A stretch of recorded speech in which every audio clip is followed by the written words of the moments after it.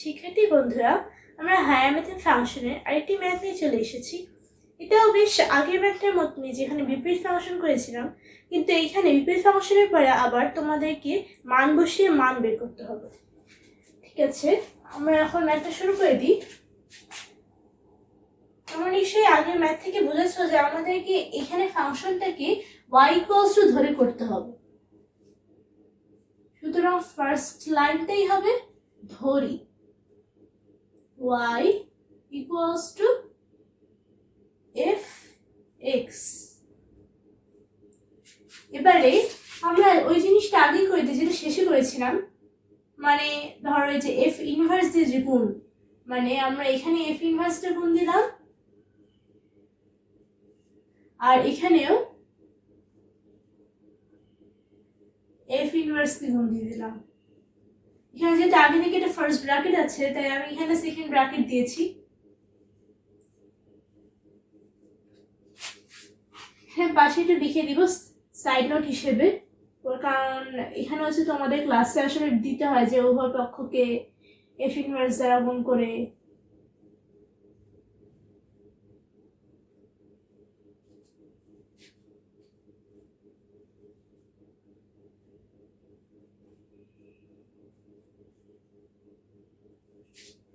এবারে এখানে দেখেছো কিন্তু যে f inverse y equals to f inverse fx, তার মানে এটা এই দুটো কিন্তু কাটাকাটি যাবে। f ইনভার্স হচ্ছে 1/f আর এটা f, তাহলে হবে হচ্ছে x ইকুয়ালস টু, আমরা ওই পাশটাকে এই পাশে নিয়ে আসলাম, f inverse y।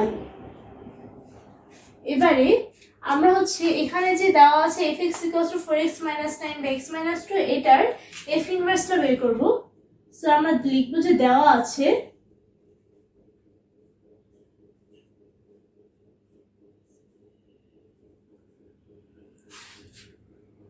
fx equals to y। আমরা হচ্ছে এখান থেকে করবো যেটা আমাদের কিন্তু y থেকে x এর মানটা বের করতে হবে। এটা ইকুয়ালস টু y ধরে, তারপর এটার সাথে এটা গুণ করে, তারপর এভাবে করে x এর মানটা বের করে, তারপর f ইনভার্স করতে হবে। তার মানে আমরা এভাবে লিখবো fx equals to y equals 4x - 9 by x - 2, যা যেখানে হচ্ছে x কিন্তু 2 এর সমান হবে না, কারণ বাই 2 হয়ে যায় 2 - 2/0। এখানে আমরা এটা নিচে একটা 1 ধরলাম। তুমি লিখে দেখার দরকার নেই, কারণ নইলে আবার শুধু শুধু কাটাকাটি হবে। জাস্ট বোঝার জন্য যে এখানে একটা নিচে 1 আছে, সেটার সাথে এইটা গুণ হবে উপরেরটা, আর এইটা সাথে উপরের এটা গুণ হবে, মানে একটা বজ্রগুণ। বজ্রগুণে কি হয়, একটা এই পাশের হরের সাথে এই পাশের লব, ওইটার লবের সাথে এইটার হর, এভাবে করে গুণ করে চলে যায়। তাহলে এখানে হবে হচ্ছে y x - 2, আর এখানে 1 গুণ করে তো একই জিনিসই থাকবে, 4x - 9। ঠিক আছে, মানে y into x - 2 equals to 4x - 9। এবারে আমরা দেখতে পাচ্ছি যে যেহেতু গুণ হয়ে যাবে, তাই x y - 2y equals to 4x - 9। কিন্তু আমাদের হচ্ছে x এর মানটা বের করা লাগবে, তাই সবগুলো x এক পাশে থাকা লাগবে। তাই আমরা করব কি, xy - 4x, আর এখানে 2y - 9। কি করেছি, এখানে সাইড নোট দিয়ে লিখে দিচ্ছি। এই জিনিসটাও তোমাদের পরীক্ষার খাতায় লেখা লাগবে যে উভয় পক্ষকে দেখো এখানে কি করেছে, আমরা এখানে 4x টাকে যদি এই পাশে আনা লাগবে, আমরা তো সেম নিয়ে আনতে পারবো না। সো আমরা এখানে একটা -4x, এখানে একটা -4x করেছি, ফলে এখানে মাইনাস আর প্লাস দুইটা কাটাকাটি হয়ে গেছে, কিন্তু এখানে -4x টা রয়ে এখানে হয়ে গেছে। আর এখানে যে -2y, এখানে ক্ষেত্রেও এখানে একটা +2y আর এখানে একটা +2y নিয়েছি, ফলে এখানে +2y আর -2y কাটাকাটি হয়ে গিয়েছে, আর এখানে হচ্ছে এটা +2y রয়ে গিয়েছে। ফলে এখানে লিখবো যে 2y যোগ করে ও 4x বিয়োগ করে।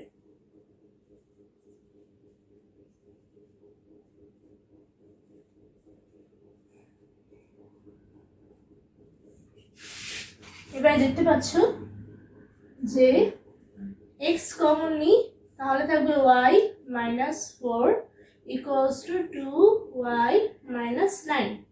তার মানে x equals to 2y minus 9 by y minus 4। y আর 4 অনেকটা কাছাকাছি দেখতে, তো তাই আমরা হচ্ছে y টা একটু পেঁচাই দিলাম যেটা একটু বোঝা যায় যেটা y নাকি 4। এবারে এখানে কিন্তু দেখতে পেয়েছিলাম যে x equals to f inverse y, তাহলে জাস্ট x এর জায়গায় এটা বসিয়ে দিব।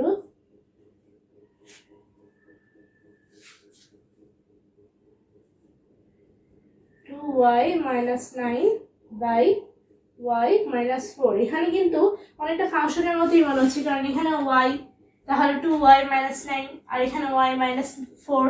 এখানে কিন্তু y জাস্ট কমন, এখানে কিন্তু x কোনো এক্সট্রা নাই। সো আমরা এখানে ইচ্ছে করলে যেহেতু আমাদের বের করা লাগবে f inverse 1 minus 1 f inverse 1, এই দুইটার মান না আমরা না দিয়ে তার চেয়ে আমরা এভাবে দিব যে এখানে f inverse minus 1 equals to এখানে 2y এর জায়গায় 2y এর জায়গায় minus 1, যেহেতু এখানে minus 1 টা এই y এর জায়গায় বসেছে, তারপর minus 9 একটু পেঁচিয়ে দিলাম যাতে y আর 4 বোঝা যায়। 2 minus 9 minus এখানে হচ্ছে 2, এখানে minus 2 আর minus 9 হয়ে যাবে, আর এখানে হচ্ছে minus 1 minus 4, তাহলে ইকুয়ালস টু হবে হচ্ছে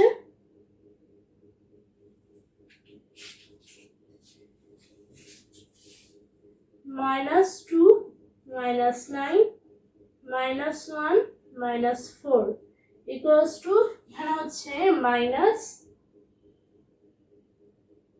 11 by minus 5 equals to 11 by 5।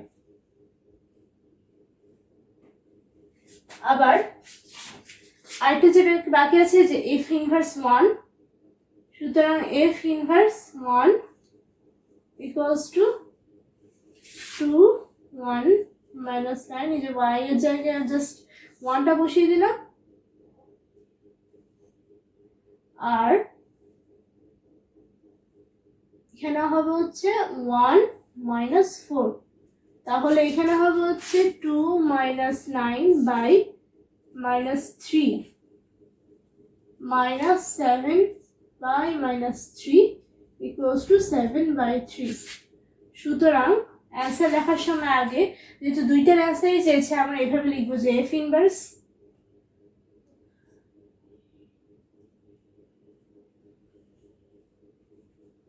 minus 1 equals to 11 by 5 ও f inverse 1 equals to 7 by 3, এর পাশে জাস্ট অ্যান্সার।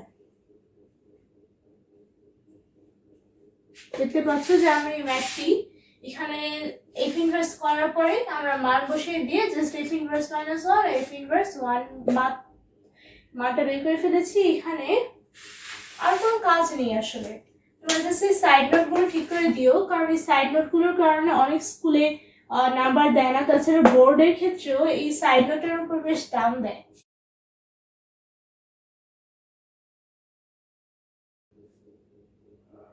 শিক্ষার্থী বন্ধুরা, আশা করছি তোমরা আমার এই ম্যাথটি বুঝতে পেরেছো। যারা ম্যাথটি বুঝতে পারোনি তারা কমেন্ট সেকশনে কমেন্ট করতে পারো। যারা এই ম্যাথটি আবার দেখতে চাও তারা আমার Afia math academy YouTube channel অথবা আমার আফিয়া ম্যাথ একাডেমি ফেসবুক পেজে দেখতে পারো। যারা ইউটিউব থেকে দেখছো তারা অবশ্যই এই ভিডিওটি তোমার ফ্রেন্ডদের সাথে শেয়ার করো এবং আমার ইউটিউব চ্যানেল সাবস্ক্রাইব করো। আর যারা ফেসবুক পেজ থেকে দেখছো তারা আমার ফেসবুক পেজে ফলো করো এবং তোমার ফ্রেন্ডদের সাথে শেয়ার করো। আশা করছি এর পরের ভিডিওতে তোমাদের সাথে আমার আবার দেখা হবে। ততদিন তোমরা সুস্থ থেকো। Thank you.